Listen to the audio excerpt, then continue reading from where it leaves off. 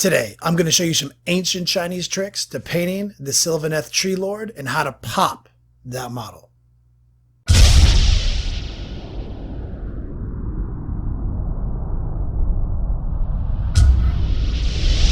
Yo dog, Kenny Pichet here, Next Level Painting, hitting you up on the literal best of all days. Here in the Beats Lab in sunny California, in the Hollywood Hills, I'm hitting you up with another painting tutorial. Today, we're working on Age of Sigmar. Age of Sigmar has got the sickest models in the game, and we're not stopping at dwarves. We're working on the Sylvaneth Tree Lord, the spirit of something. I don't know, I'm not a tree scientist, but I do know I love these models, and we've got a bunch of them in the queue. We're doing a theme. We got the 4 seasons minus spring, because we're only doing 3 Tree Lords, and this Tree Lord is the fall scheme. You may have seen some work in progress pictures on the internet, Facebooks, Instagrams, YouTubes, but the actual tutorial for painting this guy was Twitch exclusive. You can find it here on YouTube by searching into the video playlist for live tutorials, or you can just find me on Twitch. That's twitch.tv/next_level painting, all underscores, because only insane people put it all together without underscores. Looking at you, you know who you are. So anyway, check out those videos if you want to see how we got the Tree Lord to the final stage. But today I saved the sword. We're going to use some ancient Chinese green techniques and some edge highlighting skills, aka tracing, and we're going to make that sword a true centerpiece, like something to draw the eye to pop that model out. All big models kind of have this one element you can really snap the model into focus with, and we chose to use this sword on this guy. And we're going to be using some old school techniques that you've seen us use on the channel. You've seen us use greens. But I'm going to show you a different format to painting a sword, not the crossfade. It's not a metallic effect. It's totally fucking green. This model is all about creating exciting contrast with bright colors.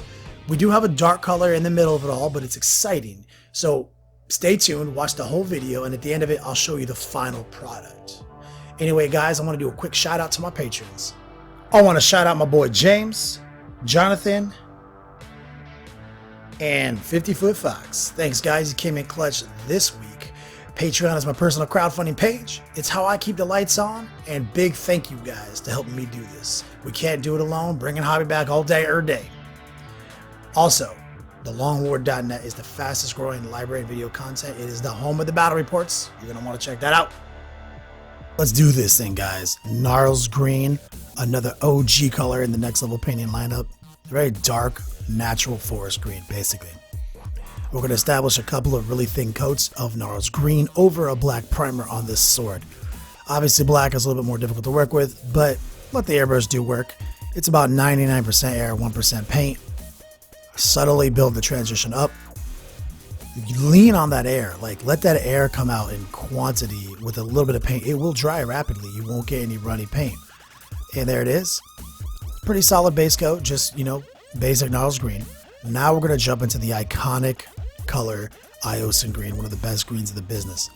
We're going to build a subtle transition over this Gnarls Green, coming from the point in the sharp area of the sword back into those cool designs, and then back to the hilt, the handguard, and we're going to bring it back toward the middle.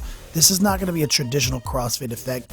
This is more about like the arcane energies of this sword are just kind of glowing and coruscating. We're just going for like a real fun glowy effect, but it's not like an OSL or anything. It's just we want the sword to somewhat be alive. Its colors are shifting, essentially, is the effect I'm going for, versus the angles of the metallic surfaces are creating these sheens that let you know it's metallic. So this is a totally different approach, and I think it's really fitting for like this, Tree Lord, from the forest, and it's all about like fucking forest life and tree energy and all that bullshit. I don't know. I'm not a forest scientist. Necrotite Green. This is literally the greatest green ever made. We're going to bang this green out, and we're going to let it probably mix a little bit in with the Iosin Green that's still in the pot. So it's not a total Necrotite Green transition. I find that you get better transitions if you can pull from that previous color. And you can see all we're doing is reinforcing the transitions from the tip and from the hilt back toward the center where the gnarls green is still super dark, but now you can see the mid-tone of that Iosan green interacting with the new highlight of the Necrotite green. We have done this before. This is not a big secret, but this is for anyone who doesn't know how amazing these P3 greens really are. Don't forget to do both sides of the sword, because slackers don't do the back side of a sword.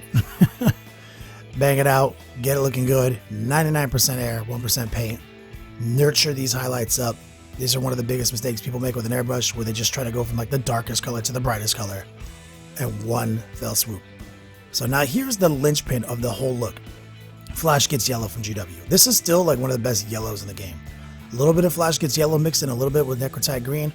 Flow Improver Water mixed in, Gangster Gumbo engaged. Now we're just gonna put that exclamation point on the Necrotite green transition. Now it's truly gonna have that forest, living organic glow. The sword is definitely, shifting and swirling with its own energy, and that kind of goes along with the designs that are already in the sword. I'm feeling pretty good about how this sword is turning out. It's the first Tree Lord I've ever painted, first, Sylvaneth model, first Wood Elf thing ever. Feeling really good about it. We're gonna do one more pass with the Flash Gets Yellow. Flash Gets Yellow all by itself. Build up one final little punch. And here it is, guys. Pure yellow. Engage. Watch this. Pow. Pow. There it is. Looking fresh. Super happy with that. That's the ancient Chinese technique, man. Flash Gets Yellow is still like, there's a lot of companies, like even Vallejo makes a moon yellow, and I use it for some things.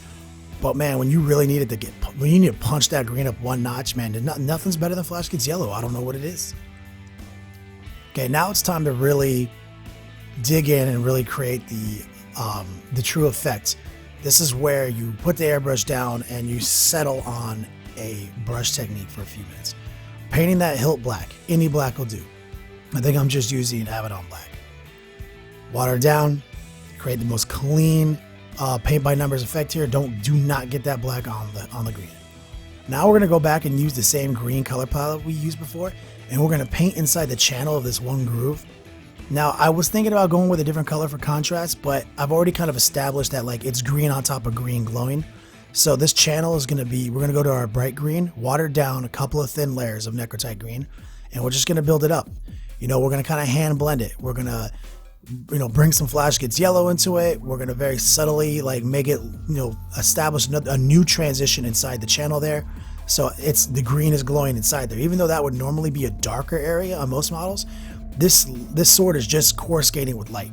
So there's almost no shadows on it. And that was the effect I was going for.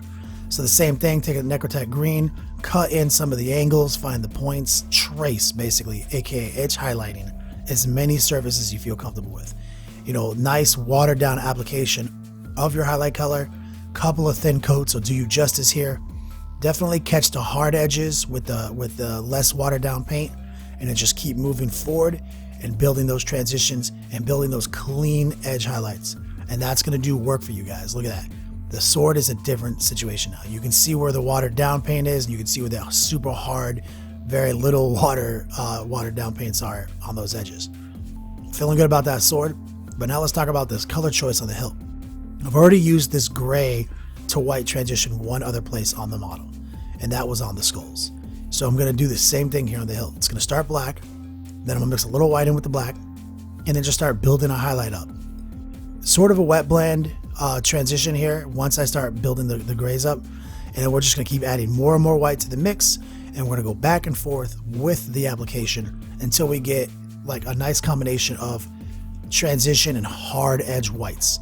And we're gonna build it to pure white on the peaks, but we're gonna keep it like obviously gray for the most part. Same deal, because I don't want there to be any metallics on this. I want this to be all grayscale. Like I don't vibe the metallic on this forest guy sword. I want it to be, something else, like something fucking totally cool. So it's same deal down here on this obviously metal pommel piece. Just gonna come in there, block in some highlights, and then wet blend them back in using all the stages of the black and white that we've already established on our wet palette. Super easy. when you're not actually concerned with making it either black nor white, you can actually do a lot of work with the highlights. Like, because white is kind of hard, black is kind of hard to make look good, but if it's just gray with some parts that are white and some parts that are black, it's easy. And now let's cut the hand in real quick just to show you my process. We're going back to one of the colors we used on the Tree Lord himself, and this is just a charred umber.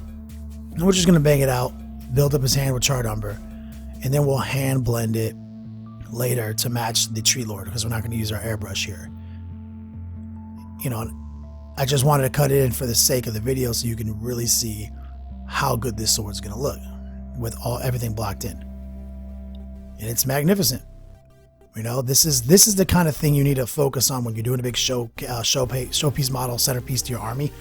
They're typically going to have some element on them that is amazing, and you're going to want to draw the eye to it. You know, you can't let it slack. The sword is too important to let ride. Nice looking sword on a black background. Pretty happy with that. Let's take a look at how this Tree Lord really came out. And of course, the finished Tree Lord and all his beast mode might. It's looking good, man. I'm super happy with that. You can see how I applied all the fundamentals of that green to his glowing runes. If you're curious on how we painted this Tree Lord, definitely check out the live Twitch feed. This was a Twitch exclusive. Anyway, guys, thanks for checking out this tutorial. I'll see you next time. Play on, players. If you like these tutorials, check out Next Level Painting on Patreon. Become a patron of the arts today. We offer early and exclusive access to our videos and a rewards program for different pledge levels. Patreon is PayPal and credit card secure, so you don't have to worry about that. We use 100% of the money to improve our process.